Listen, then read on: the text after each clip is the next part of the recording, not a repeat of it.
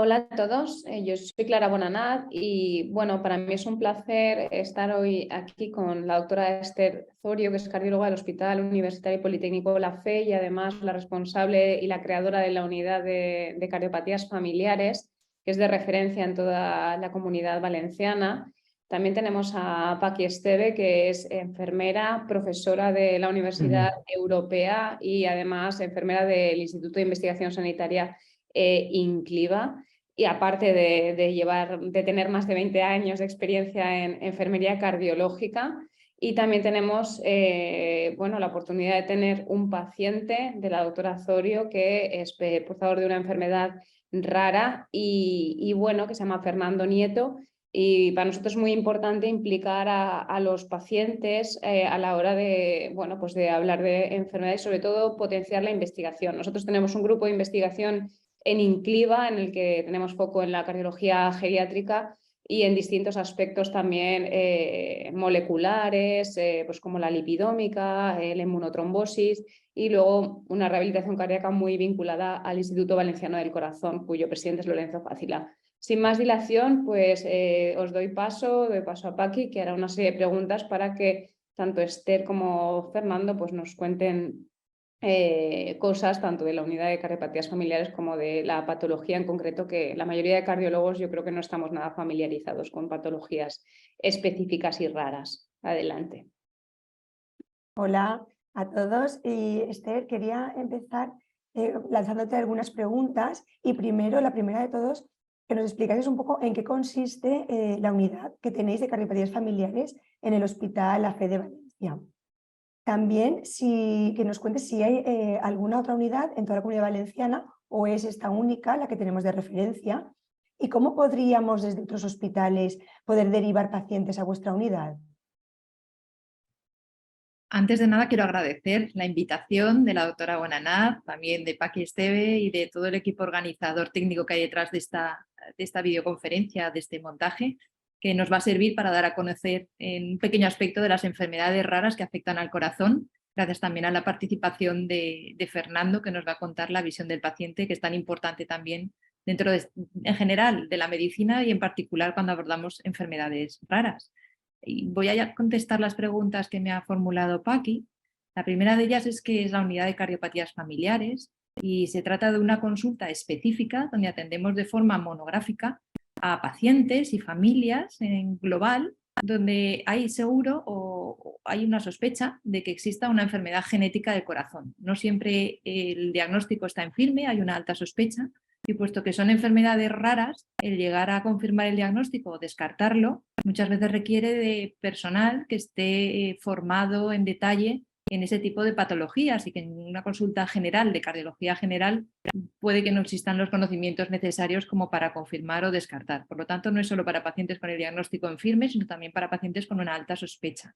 Y no vemos solo al paciente, vemos al paciente y sus familiares, porque si sospechamos o sabemos que es una enfermedad genética, y sabemos todos que el ADN se comparte por miembros de la misma familia, es posible que otros miembros de la familia también tengan el problema y lo sepan o no. Por lo tanto, el abordaje es distinto del de una consulta de cardiología general. Hay que ver al paciente y a su familia.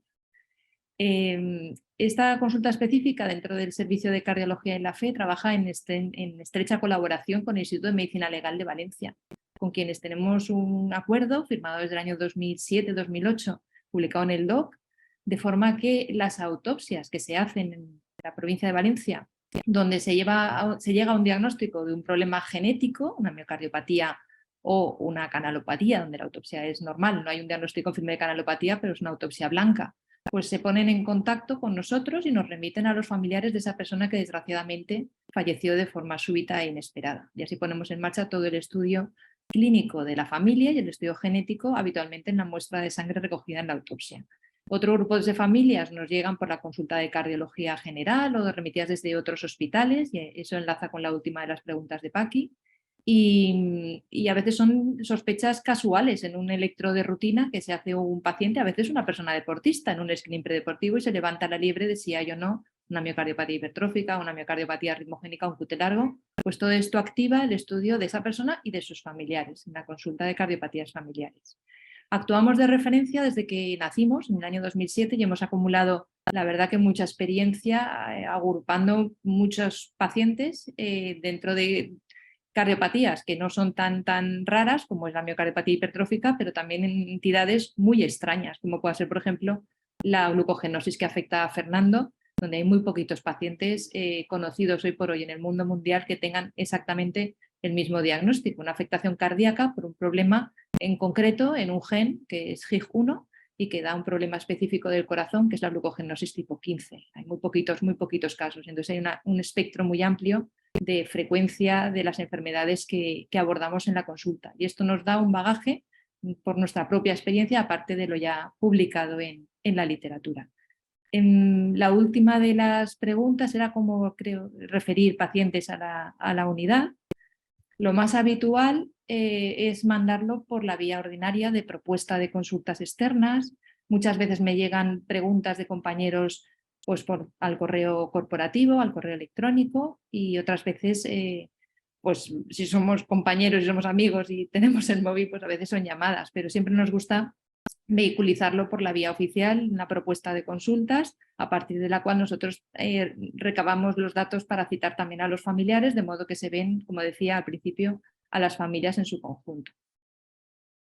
Y en la Comunidad Valenciana, desde luego, existen otros centros que también trabajan de esta forma las cardiopatías familiares, y en el Hospital General de Valencia hay una consulta específica, en el Hospital General Universitario de Alicante hay otra consulta específica, tanto de miocardiopatías como de canalopatías, y luego puede haber otras consultitas en otros hospitales con probablemente menor volumen y menos experiencia, pero así los hospitales donde esto está más estructurado son los que he mencionado, que yo sepa. Si me he olvidado de alguien, que me perdone. Pues quería agradecer a la doctora Zorio la introducción que ha realizado sobre esta patología rara, y comentarle a Fernando, agradecerle a Fernando también su iniciación en este vídeo y que nos alce la voz del paciente, y preguntarle qué síntomas refería él cuando todo esto empezó, y que nos cuente un poco su experiencia, cuántos médicos tuvo que visitar, porque sabemos que las enfermedades raras, pues hasta que se diagnostica, el paciente tiene que pasar por un periplo de muchas visitas médicas. Que nos cuente un poco, Fernando, toda su experiencia. Hola, buenos días a todos. Y lo primero, quiero dar las gracias a Clara, a la doctora Clara, por permitir esta videoconferencia y la organización que ha llevado a cabo, y sobre todo dar visibilidad a las enfermedades raras y en este caso pues a mi glucogenosis cardíaca tipo 15.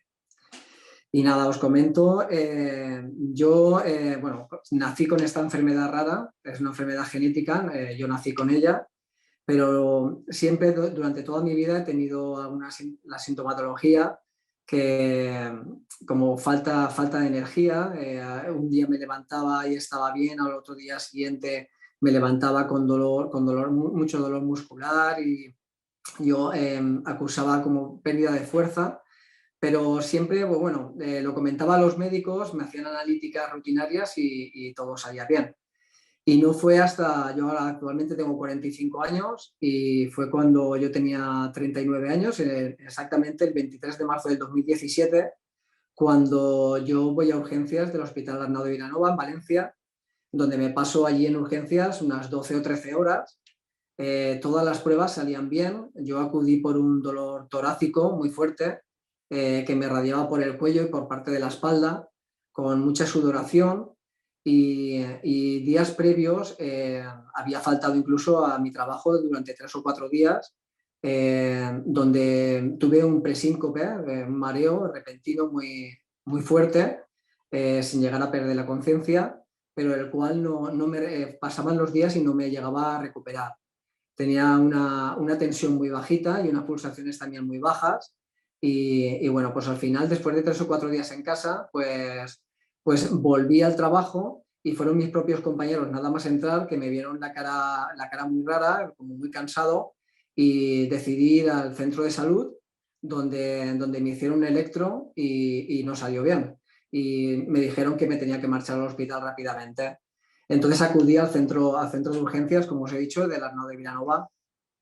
Allí estuve varias horas, me hicieron electros, me hicieron analíticas y no veían nada como para ingresarme. Fue en el cambio de turno a las 3 de la tarde cuando entró una médica y me preguntó si alguna vez me habían visto, había tenido algún problema cardíaco, me habían visto al corazón. Yo le dije que jamás, yo hacía mucho deporte, hacía bicicleta de montaña y yo nunca me extrañó esa pregunta. Entonces decidió hacerme una analítica de troponinas, de las troponinas. A las 4 horas de esa analítica, los resultados fue que las troponinas estaban por encima, estaban algo elevadas y que algo le pasaba a mi corazón. Decidió hacer un contraanálisis para asegurarse y todavía salieron más elevadas que en el anterior. Entonces directamente pues me pincharon en la barriga la heparina y decidieron ingresarme. Empezaron las pruebas, empezaron las resonancias magnéticas. La primera resonancia no había yo terminado de hacérmela, no había subido a la habitación y ya estaban 2 o 3 cardiólogos esperándome para decir que mi corazón estaba mega inflamado, estaba muy inflamado. Todo empezó ahí y yo salí del hospital después de unos 12 o 15 días ingresado, salí con el diagnóstico de una miocarditis. Me dieron su correspondiente tratamiento, pero bueno, fueron repetidas las...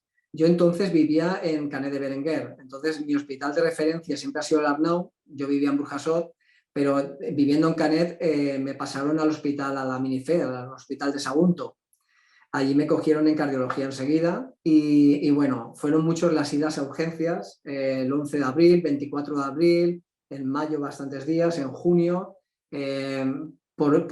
siempre era por lo mismo, dolor torácico, disnea y los pequeños mareos súbitos que todavía sigo teniendo. Que claro, todo eso, pues dado lo que me habían dicho, que mi corazón estaba un poco inflamado, unido al miedo, pues me decidía siempre no salir de urgencias. Yo con el tratamiento de la miocarditis pasaban los meses y demás y no curaba, la miocarditis no curaba. A través de la Mutua del Trabajo decidieron mandarme al hospital al 9 de octubre, donde me vio otro cardiólogo y fue el primer cardiólogo que él sospechaba que yo no tenía una miocarditis. Me hizo otra resonancia cardíaca y varias pruebas y decidió que me tenían que ver en medicina interna. Se lo dije a mi cardióloga del hospital La Minife de Sagunto y nada, me mandaron a medicina interna. Ahí en la misma consulta, el médico decide ingresarme, que si me podía quedar ya ingresado, que me iban a hacer varias pruebas. Total, que ingreso, me hacen pruebas, pero todo sigue igual. Tocaron fondo los cardiólogos y los de medicina interna, los médicos decidieron hablar conmigo y decidieron con el tiempo mandarme a intentar hablar con el Hospital La Fe de Valencia porque no sabían lo que tenía. El corazón seguía engrosado, yo seguía con los mismos síntomas y decidieron mandarme al hospital. La Fe. Allí la primera consulta en La Fe, donde en el informe que mandaron del hospital de Sagunto decían que era muy conveniente hacerme una biopsia cardíaca. Este doctor, en principio, decide intensificar el tratamiento y me cambia también porque yo tenía malos controles del sintrón. Y me manda otro anticoagulante, el Pradaxa, y nada, de momento me cita exactamente, creo que me citó en un par de meses después de su visita. Yo me voy a casa y yo seguía con los mismos síntomas, incluso pues parece ser que por el cambio de anticoagulante sufrí un ictus. Tuve un ictus cerebroso izquierdo, ingresé en el hospital de Sagunto. Y eso ya fue un poco el detonante para entre el Hospital de Sagunto y la Fe de Valencia, pasarme a la unidad de la doctora Esther Zorio, donde cuando ya me visita deciden hacerme la biopsia cardíaca y es donde ahí habían restos en las células de glucógeno de forma mala, ¿no? Depositado en mi corazón, que es lo que en realidad hace que las paredes de mi corazón engrasen y, por ejemplo, pues pierda fuerza de bombeo y y me relate esta sintomatología tan extraña que siempre los médicos me decían que no podía ser, un chico como yo, deportista y demás, me decían que era una sintomatología un poco rara.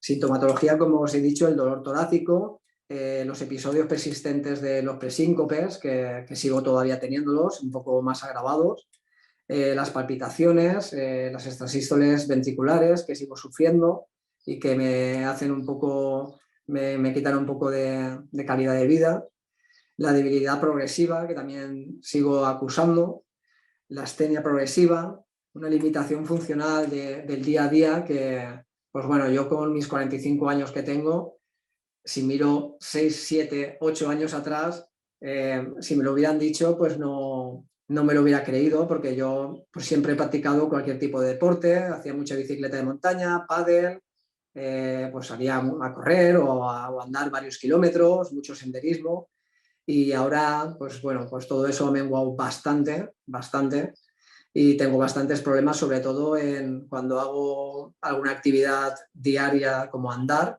me cuesta mucho la recuperación de ese dolor, ¿no? De ese dolor muscular o de ese agotamiento que acuso. Y nada, en principio ese es el resumen largo de un poco mi historia de la glucogenosis cardíaca tipo 15. Antes de pasar a Paqui, bueno, yo quería destacar que toda la sintomatología que cuentas, desde mi perspectiva no experta de cardióloga clínica, es muy atípica, ¿no? Entonces, tú cuando ves a un paciente, si a mí yo te recibiera un paciente deportista haciendo bici de montaña, con esos síntomas atípicos, con todas las pruebas correctas, la verdad es que me costaría mucho sospechar que hay una enfermedad genética o una enfermedad rara, ¿no? Entonces yo creo que esto pone en valor, en gran valor, la unidad que ha creado la doctora Zorio, porque es que es todo tan inespecífico que cualquier paciente o cualquiera de nosotros tenemos esos síntomas, ¿no? Entonces, la verdad es que es muy complejo y a pesar de todo, aunque a ti te parezca mucho tiempo, siendo síntomas tan inespecíficos, tanto el servicio de cardiología de Sagunto, donde he nacido yo, en la Minipe de Sagunto, como el 9 de octubre, como el Hospital La Fe, como el Arnau de Vilanoma, pues la verdad es que yo creo que tenemos suerte en la Comunidad Valenciana de tener grandes hospitales y grandes especialistas en cardiología, medicina interna y en atención primaria. Creo que también había una mención especial a un doctor que es médico de atención primaria experto en genética médica, ¿no? Que se llama el doctor Ismael Ejarque, que encontraron un médico de atención primaria también que sea experto en genética médica. Pues bueno, a mí me parece alucinante porque para mí la genética es un tema como totalmente complejísimo. Y bueno, ahora le doy paso a Paqui, pero yo creo que la verdad es que te trataron todos muy bien y que bueno, Sí. afortunadamente estás en las mejores manos posibles y has llegado a la unidad específica que ha conseguido, ahora hablará la doctora Zorio, diagnosticar una enfermedad tan poco prevalente. Sí, yo quería, pues eso, dar las gracias pues bueno, al sistema nacional de salud que tenemos y yo, pues desde que estoy enfermo, pues bueno, estoy en muchos grupos de enfermedades raras a nivel nacional y a nivel mundial, fuera de España. Bueno, he conocido muchísimas personas y me cuentan su historia, compartimos historias y yo me siento un poco dentro de lo malo, por decirlo de alguna forma. Nunca he visto que por sufrir una glucogenosis cardíaca tipo 15 sea algo malo, es una experiencia más porque al final en la vida nos vamos encontrando muchas situaciones parecidas, ¿no? La gente, pero conozco historias y me siento afortunado o me siento con suerte de haber tenido, pues bueno, en realidad fueron 2 años o 3 de incertidumbre, pero bueno, 2 años o 3 para un diagnóstico como una glucogenosis cardíaca tipo 15 lo veo poco tiempo si lo comparo con otras personas que llevan 10 o 12 años sin tener un diagnóstico. Y lo has nombrado tú, doctora Clara, que quería dar las gracias también al doctor Ismael Ejarque, además es muy amigo mío y he tenido la suerte de a través, también quería nombrar, fue a través de Jesús Sueiro, que es el presidente de la Asociación de Glucogenosis España actualmente, que gracias a Jesús me puso en contacto con Ismael, como vivía cerca, aquí en Valencia, pues me escribió y decidimos quedar un día y a partir de ahí pues yo diría que ha sido junto a Esther, yo creo que mi pilar fundamental porque a día de hoy, anoche estuve hablando con él y, y es mi pilar fundamental porque cualquier cosa que tengo, cualquier cosa que pasa, lo tengo ahí siempre un poco guiándome y aconsejándome. Cualquier cosa que él encuentra que me pueda ayudar, me lo comenta para que yo pueda informarme y pueda seguir adelante. También en los últimos días pues se están poniendo bastantes genetistas clínicos e investigadores moleculares a nivel de España, del Hospital La Vall d'Hebron, también de la Universidad en Madrid, que incluso, bueno, pues ahora quieren que en abril vaya a Madrid y están interesados en hacerme un estudio de forma gratuita con cardiólogos y demás, hacerme ecocardiograma, hacerme pruebas de esfuerzo, analíticas, también ver una posible dieta que me pueda ayudar con un ejercicio moderado en casa y bueno, con el tiempo yo intento visibilizar mucho esto y al final soy yo el que tiene que estar día a día frente a las redes sociales, ¿no? Esto que tenemos hoy en día, que esto a lo mejor hubiera pasado hace 25 años y hubiera sido más complicado para mí, pero veo que hay gente como Esther Zorio y como Ismael y como otros médicos que están dispuestos a ayudarme y en principio, pues bueno, sé que el tratamiento posible futuro es una terapia génica que en el caso de mi gen implicado, que es el HIG1, parece ser que está bastante lejos y bueno, hay que ser conscientes de lo que hay, pero yo sé que estoy en buenas manos y estoy siempre en continuo contacto con la unidad de cardiología en la FE con Esther Zorio al frente y que me llevan controlado y yo sé que estoy en las mejores manos. Muchas gracias, Fernando, por tu testimonio. Y ya nos has introducido un poco pues, toda la sintomatología que padeciste y que sentías sobre la enfermedad, pero ahora sí que quería preguntarle a la doctora Zorio que nos contase un poquito más sobre la enfermedad. ¿En qué consiste concretamente la enfermedad? ¿Qué se sabe es una enfermedad rara? ¿Qué sabemos de ella? Ha adelantado ella, Fernando, algo de un posible tratamiento. Si nos pudieses hablar un poco de futuros tratamientos. Pues sí, vamos a hablar un poquito de la glucogenosis 15. Entra dentro del grupo de las glucogenosis, que son enfermedades por depósito, donde se acumula o glucógeno o algún metabolito intermedio relacionado con la vía del glucógeno, porque alguna enzima implicada en esa vía no funciona bien, o la enzima que corta las ramas de glucógeno, o la que las pone, o la enzima que promueve que empiece a complejarse las moléculas de glucosa para dar ese glucógeno final. En algún punto de la cadena, una proteína enzimática no hace bien su función y se acumula glucógeno o algún metabolito relacionado. Y no hace bien su función porque hay un problema en el ADN que hace que esa proteína no sea como lo que tenía que ser. Es decir, hay una mutación en alguna de las regiones o codificantes o no codificantes intrónicas cercanas del gen que codifica esas proteínas.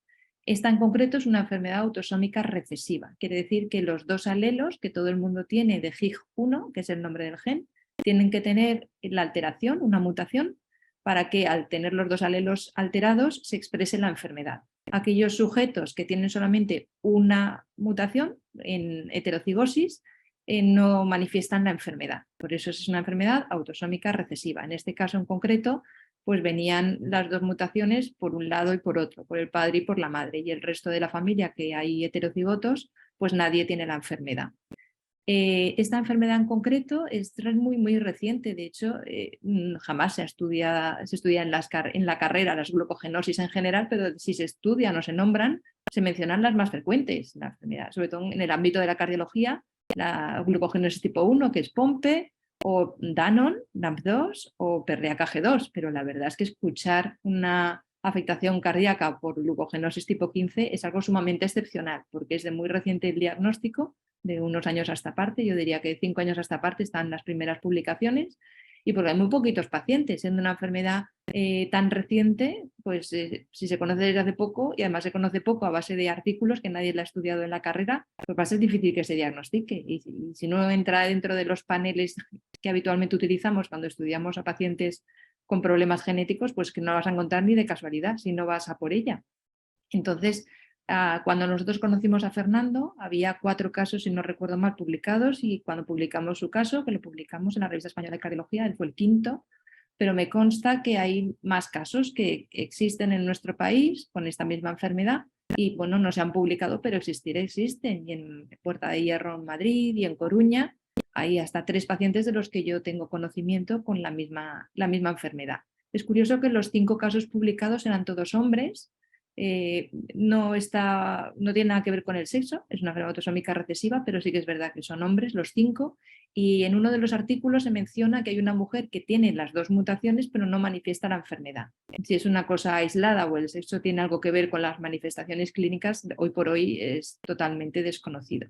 Lo que se acumula en esta enfermedad no es glucógeno como tal, es un poliglucosano, y esto tiene unas características que hace que cuando en las biopsias se diagnostica el depósito de glucógeno, que se hace, como recordaréis de la carrera, con la tinción de PAS, y luego se puede repetir la tinción de PAS con predigestión con diastasa. En el caso de los depósitos de poliglucosanos, como es esta enfermedad, la predigestión con diastasa no elimina el depósito del material PAS positivo, es un comportamiento especial, y eso es porque no es glucógeno en sí mismo, sino poliglucosanos. Esta enfermedad, que como decía, para manifestarse necesita que haya 2 mutaciones, o bien la misma 2 veces, homocigoto, o heterocigosis compuesta, son 2 mutaciones distintas, cada una en un alelo.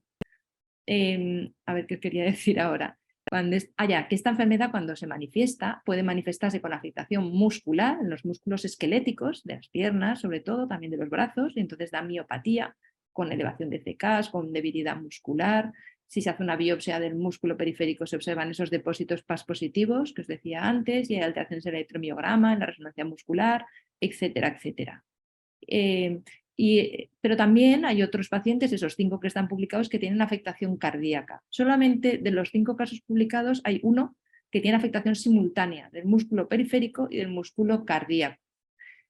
Pensamos que esto pues, puede tener algo que ver. Quien tiene las alteraciones truncantes que dan afectación muscular periférica tiene pocas probabilidades de dar afectación cardíaca y viceversa. Y no sé, a ver, otra pregunta, Paqui, de las que me has lanzado, creo que me he dejado algo en el tintero y ahora no sé. El tratamiento, Claro. comentábamos el tratamiento. El tratamiento ahora mismo es sintomático. Si hay esta sistolia ventricular, como en el caso de Fernando, pues nosotros fuimos a poner beta bloqueantes, como haría cualquier cardiólogo. Sin embargo, los beta bloqueantes tuvieron una tolerancia clínica nefasta en Fernando y no hemos podido poner ningún antiarrítmico. Estuvo monitorizado con Holters, luego pusimos un Revil ante tanta sintomatología de mareos que nunca correlacionaban con nada en los Holters. Y en el Revil la verdad que tampoco hubo arritmias complejas, solamente esta historia ventricular cuando él por síntomas activaba el mando. Sin embargo, en la última época del Revil, justo cuando se iba a acabar la pila, la batería, se detectaron arritmias taquicardias ventriculares no sostenidas, unas cuantas, tampoco demasiado, pero con eso y el desconocimiento de esta enfermedad y el perfil clínico de los otros casos publicados, pues nos decidimos a ponerle un desfibrilador, que hasta donde yo sé no ha dado terapias. En cuanto al tratamiento de soporte de insuficiencia cardíaca, tampoco ha sido posible ni necesario implementar nada porque los ProBNPs eran prácticamente normales y la función sistólica era normal. Últimamente pues estaba un poquito más ligeramente deprimida, digamos, en alguna eco ligeramente deprimida o en límites bajos, pero con la limitación sintomática de la hipotensión pues tampoco hemos podido poner gran cosa. Y en esa línea del tratamiento sintomático de insuficiencia cardíaca, desde luego, existe la posibilidad en un futuro, si hiciera falta, del trasplante cardíaco. Pero tratamiento específico de la enfermedad, como hay para la enfermedad de Pompe, por ejemplo, hoy por hoy no existe. El día de mañana, si se desarrollara terapia enzimática o, mejor aún, terapia génica, como ya ha adelantado Fernando, pues serían tratamientos desde luego más definitivos. Hoy por hoy la terapia génica está llegando a la consulta de cardiopatías familiares. Está en marcha ya en Estados Unidos terapia génica para la enfermedad de Danon, que es otra glucogenosis con afectación cardíaca fundamental y está en marcha. Si esto tiene buenos resultados, se ampliarán los ensayos con ese tipo de terapias y en un futuro no demasiado lejano lo tendremos como tratamiento y eso será un tratamiento curativo. Y yo no descarto que en futuras ocasiones esta enfermedad en concreto pueda ser susceptible de terapia génica. Me llegó hace poco una posibilidad de participar en un ensayo clínico en miocardiopatía ritmogénica por PKP2 y al final no se va a hacer en España, será en Estados Unidos, pero poco a poco van llegando pues eso, como contactos desde la industria para poner en marcha ensayos clínicos en patologías concretas y en particular cuando hablamos de terapia génica es muy importante el tamaño del gen. Para genes muy grandes es imposible pensar hoy por hoy con la tecnología actual en una posible terapia génica. Si el gen no es descomunalmente grande, pues es una opción y la verdad que esto va muy rápido. No sé a qué plazo, pero en breve tendremos ensayos clínicos en nuestro país en cardiopatías familiares con terapia génica, estoy convencida de ello. Pues Y en cuanto a las dietas, me faltaba solamente lo de las dietas. No existe en esta enfermedad en concreto ninguna, glucogenosis 15, no existe ninguna recomendación específica avalada en la literatura de que una dieta rica o pobre en este alimento o en aquel otro vaya a tener un efecto relevante en la historia natural de la enfermedad. Una vez además existe fibrosis, tenemos que tener todos claro que lo que ya está sentado eso no lo vamos a deshacer y el poder demostrar que no avance la enfermedad gracias a un tratamiento de unas medidas de este estilo, pues ojalá se pudiera demostrar y pudiéramos tener todos unas ideas claras sobre qué recomendaciones dan a nuestros pacientes, pero la verdad es que hoy por hoy en la literatura no existe nada. Todo lo que se mueva en investigación en ese sentido, desde luego que es bienvenido y ojalá que se aclaren dudas que hoy por hoy todavía tenemos en el manejo de pacientes con enfermedades. Eso quería comentar. Ay.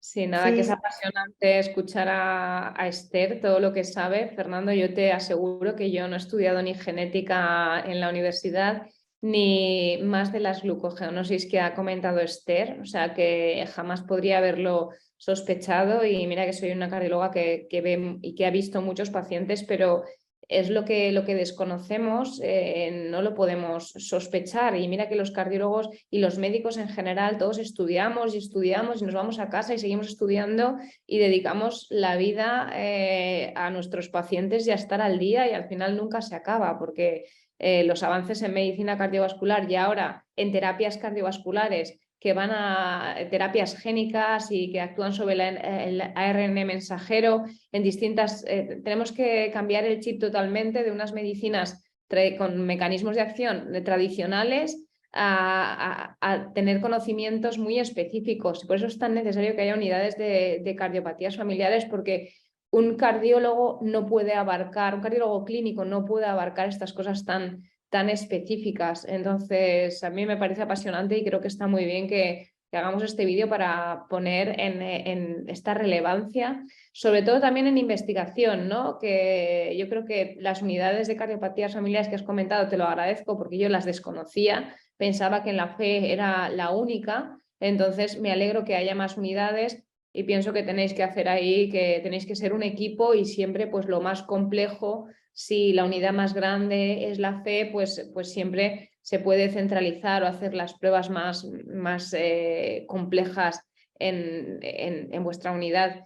Y nada, en principio, pues agradeceros tanto a Esther como a Fernando como a Paqui poder compartir la existencia de esta enfermedad que probablemente al hacernos más conscientes a otros cardiólogos clínicos no tan especialistas, pues podremos diagnosticar más y seguro que pasa como la amiloidosis. Cuando vamos aprendiendo que esto existe, empezaremos a sospecharlo más, empezaremos a remitir antes a unidades específicas y hacer las pruebas correspondientes, porque si uno no sabe, no puede sospechar. Entonces, yo creo que tiene gran valor clínico y bueno, y que no solo haya ensayos clínicos promovidos por farmacéuticas, sino que también desde los ministerios de sanidad apuesten por estas unidades y y que, bueno, que inviertan en investigación, porque la investigación es necesaria y está claro que los países que más invierten en investigación en sanidad, al fin y al cabo, son los que antes consiguen adelantos en medicina cardiovascular. No sé si queréis añadir algo y nada, simplemente gracias. Agradeceros a todos la convocatoria y un poco mantener el espíritu de este vídeo en dar a conocer esta enfermedad, como decía la doctora Bonanat, en ayudar a otros a reconocer que estas cosas existen y a saber dónde remitir. Muchas gracias. Muchas gracias, Esther y Fernando, por dar visibilidad también a este tipo de enfermedades raras y muchas gracias por participar. Nada, yo quería dar las gracias también a Paqui, a la doctora Clara y a la doctora Esther Sorio por haber compartido esto conmigo y nada, dar las gracias por dar visibilidad a las enfermedades raras y a la glucogenosis cardíaca tipo 15 y apostar por la investigación, que la investigación es futuro y nada, muchas gracias.